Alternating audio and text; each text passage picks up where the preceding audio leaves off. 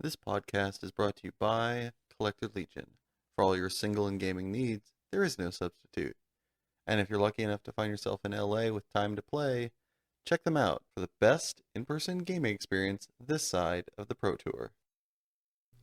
Welcome to Split Second Sorcerers. I'm your host with more hats than the baddest bitch at your Baptist church, Isaac Sears. And today on the pod, we have the 2011 Mox winner, the 2023 Pro Tour Phyrexia champ, and he once 2-1 to draft on the 70th floor of the Empire State Building. It's the one, the only Reid or Rabbit, or as you otherwise may know them, Reid Duke!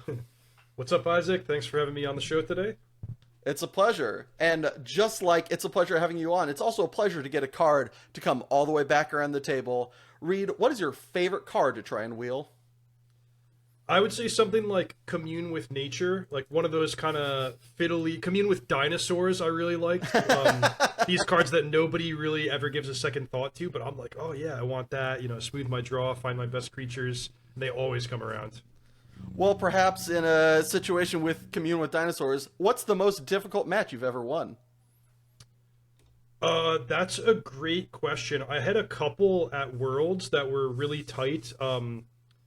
Lately, Limited has been making for really, really good games, like tight races, and I ended up winning the third round of the draft on day one in like a 0 life to 1 life race situation where, yeah, I lined up some blocks against the, on the big Imodane's Recruiter turn where they attacked with everything, and then I used the double strike combat trick and like every other card in my hand to kill them exactly on the last turn. Yeah, it was good. So some people might not know out there, what do you do for your primary source of income? I work for Channel Fireball and TCG Player, and I work, of course, with Magic the Gathering and the written and video strategy content that we do. So yeah, you can check out all my work on Channel Fireball or the Channel Fireball YouTube channel, and it's just about sharing the joy and the passion for Magic. Well, speaking of, if Magic, please don't, stopped existing, what would you do to fill the void? It's a great question. I really love gaming of all kinds. I don't know that I would necessarily jump into like professional gaming career for something other than Magic. One thing that I think about a lot is I feel that, my career in my 20s, that was kind of for me. It was like what I wanted to do with my life. So if there's opportunity for, something new and something cool to do in the later part of my life, it would probably have to do with, helping people and maybe doing more volunteer work or, just something that would have like a positive impact outside of the smaller sphere of Magic. A true people's champion. Well, sadly, like most heroes, they have moments against villains. What would you say is your most memorable moment of BM you've ever experienced? So one that comes to mind was I had gone to visit my brother where he was in college, and no, it's not my brother being Damn it! It's not my brother doing bad manners, although there's probably some stories about that. But I traveled to visit him, and we went to his like local store for F&M, 3-round draft, and in the third round, my opponent's like, hey, do you want to split? Totally fine question to ask, but in my head, I'm like, well, I drove 2 hours to like get here, and I only played 2 rounds, so I kind of just want to play the third round, like to get my full experience. So that was what I told myself in my head, and I just politely declined in whatever form that took. And I was like, oh yeah, like no, I'd like to play it out. And my opponent was like, around here we always split round 2. And then just like kind of gave like when they give you like the bad attitude, and every single play of the game is like pulling teeth, and it's like, all right, this is just not fun anymore. Oh gosh. So yeah, no, I mean not the worst thing that ever happened, but just something that came to my mind. It's awesome though. It's so tawdry. Oh my gosh. What's the biggest or most embarrassing punt you've ever committed? Oh boy. Yeah, we could go on for a long time here, but one that really, really sticks with me it was a limited Grand Prix in Kaladesh, and I had a good record, like 9-1 or something like that, pretty deep in day 2. And I was playing a blue-red artifacts deck, and I had this card I think is called like Gnawing Gremlins, where it gets +2/+0 whenever an artifact enters. And so really complex board, and I'm looking over all the cards in my hand and the board state and the life totals, and I'm like, all right, I've got it. I have a lethal attack here. So I go like, play my artifact, pump up the gremlins, play my artifact, pump up the gremlins. I play Whirler Virtuoso, which is a card that can create a artifact at instant speed. And I'm like, attack with the gremlins, no blocks. And then I look down and I realized that I had forgot my trigger to make 3 energy upon the Whirler Virtuoso entering the battlefield. So I was like, okay, like you're at 2, go. And then I just died the next turn and lost the match, and ended up like 9th in the Grand Prix, of course, after all the dust had settled. The daggers continue. Yeah, it was bad. What's the most game-changing Magic lesson you've learned over the years?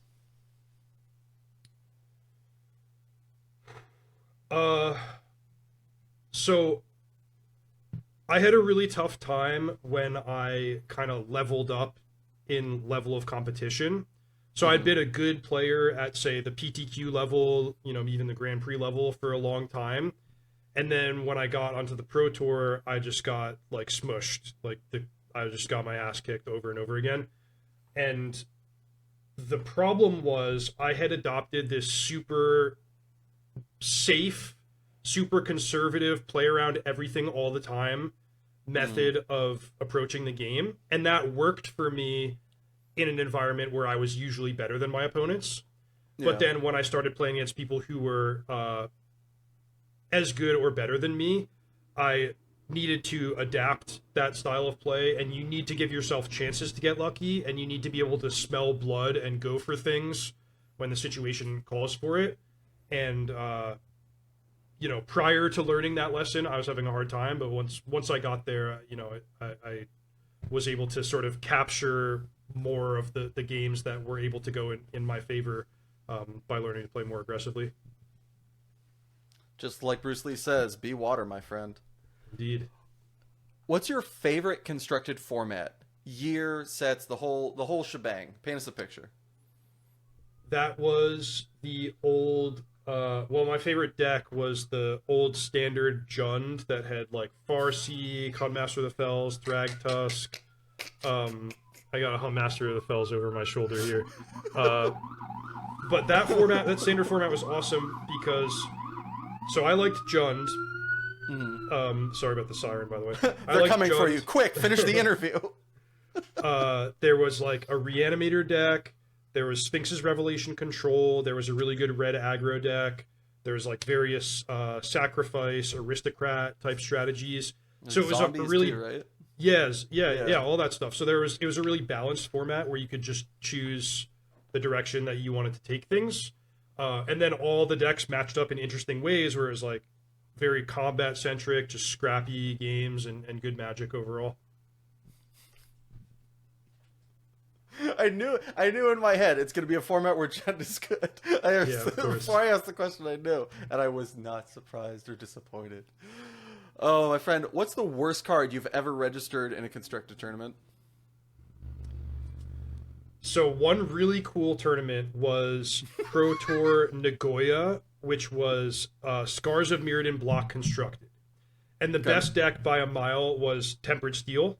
Like all mono white, all artifact creatures, Tempered Steel, boom, you're dead. Hero of the Blade. And so I played that, which was really good. But the way things would play out is after sideboarding, people would just literally bring in their whole 15 card sideboard, like plop it into their deck, and it'd be all, Shatter Storms and one mana disenchant, whatever it might be.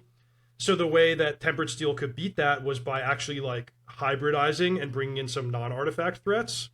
And there were a few good ones, like Hero of Bladehold. But I remember that my deck had Leonin Skyhunter in the sideboard, just 2 mana, 2/2 flying. And Guys, that's Skyfolk, let's get him. yeah, totally. And its special power was that it was a non-artifact creature. So I actually did play games where it's like, play that on turn 2, and like attack you, and then the game would end and they'd show me like, oh, I had 5 shatters in my hand, you know, like, good game, I guess. I love how you took a personal dig and turned it into like a crown. You got to get creative. You got to scrape the bottom of the barrel sometimes. Adapt, overcome. So when going to a tournament, do you have a pre-tourney pump-up song that just really gets you like ready to do it? The Braveheart theme song. Oh! It never fails. You're living up to your hair, my friend. What game, book, show inspires you to play or get better at Magic most frequently? Well, I'll go for, I guess it's like a hipster answer, but it's also a classic, which is The Art of War from Sun Tzu. This is like, you know, something that is like kind of famous for like people in like business or the military or any like competitive field. Have read this book for centuries. And one passage that happened to stick with me, it says something to the effect of, make your movements dark and impenetrable as the night, and when you move, fall like a hurricane. And I took that to mean, don't let people know what you're thinking. You know, like you draw your Snapcaster Mage, you immediately pick up your graveyard, or you have Lava Axe in your hand, and you're like, what are you at? But it's like, just chill, you know, like, and don't give away your intentions until the time is right. Awesome. All right, man. Do you have a favorite non-Magic story from a Magic trip?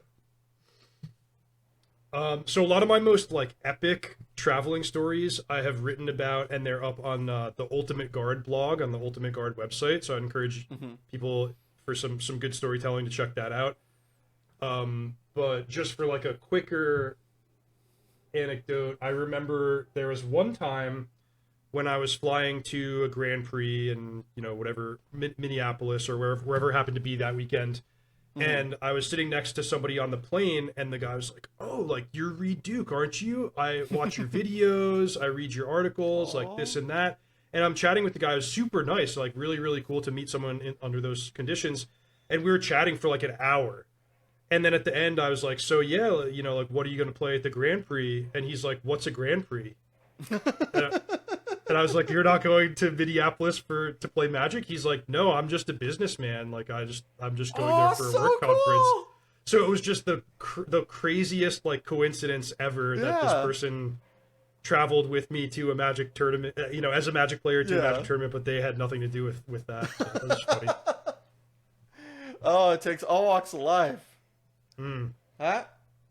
All right, so Mom says the Dino Nuggies are done, so we are going to have to wrap up the pod with just one last question. Would you rather quadruple sleeve a draft deck or no sleeve your grandpa's vintage deck? Ooh, both would be extremely painful for me. But I guess, you know, the quadruple sleeve, at least there's no harm, no foul there. It's just annoying. Fair enough. Well, as we come to a close here, do you have any upcoming tournaments the fans can sweat you in, or perhaps a place where the good people can find you or your content? Yeah, definitely check out channelfireball.com and the Channel Fireball YouTube page. That's where you can find all my stuff. I often do like a cool charity stream right around Christmas time, so keep an eye out for that, and I'm sure we'll be doing some announcements. But yeah, there's lots of good Magic to play between now and the end of the year, so I hope we'll see you out there. Well, that does it for this episode. Thanks to my guest, Reid Duke, Richard Garfield, and you, the viewer. If y'all have any guests or questions you'd like to see asked on this program, feel free to let me know in the comments or just hit me up on Twitter @LikeIkes.